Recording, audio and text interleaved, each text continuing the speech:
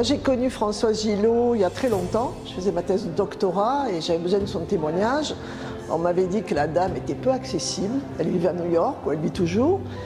Et je lui ai envoyé un petit courrier et en fait, elle s'est immédiatement ouverte à ma proposition. On s'est rencontrés et après, c'était le début d'une vraie amitié.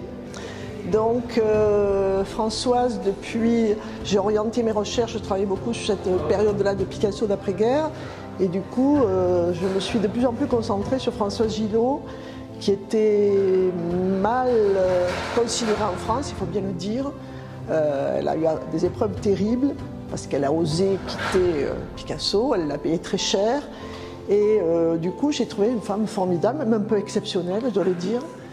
Et de plus en plus, j'ai orienté mes recherches sur elle et sur son œuvre. Cette exposition, elle ne concerne que les années françaises, c'est-à-dire toute la période qui va de ses débuts, 39, il y a des toiles 39, jusqu'au moment où elle va partir définitivement s'installer aux USA, c'est-à-dire en gros 1970.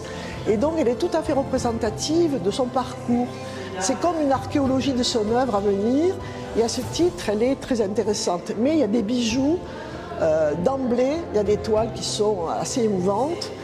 Alors on l'a conçue de manière à la fois chronologique et thématique. Là on est dans une partie de l'expo, la première qui concerne l'enfance, les enfances, puis il y a les autoportraits, puis il y a les fameuses cuisines qui a valu sa célébrité, et en haut on a tout le cycle égéenne du labyrinthe, du thème de labyrinthe, où elle se cherche, elle a quitté Picasso, et puis elle va se trouver, on a ouvert une perspective américaine, quelques toiles de l'époque américaine. Donc c'est un parcours chronologique et thématique qui donne une bonne idée de la personnalité de Gillot. Alors récemment, depuis 2 ans, elle ne peint plus parce que vous savez, elle a 100 ans, elle peint des grands formats, il y a un effort physique, une maîtrise du geste qu'elle n'a plus. Je crois que c'est une grande tristesse pour elle. Elle continue à faire des petits dessins pour elle parce que c'est son carnet de bord, hein, elle a toujours dessiné pour elle, mais les grands formats, elle aime les grands formats, la peinture c'est quelque chose de très physique, elle le dit elle-même, elle, depuis 2 ans elle ne le fait plus, mais elle a peint jusque très tard, oui. Est-ce qu'elle a un message, Françoise Gillot? Françoise Gillot, c'est toujours pareil, c'est soyez vous-même.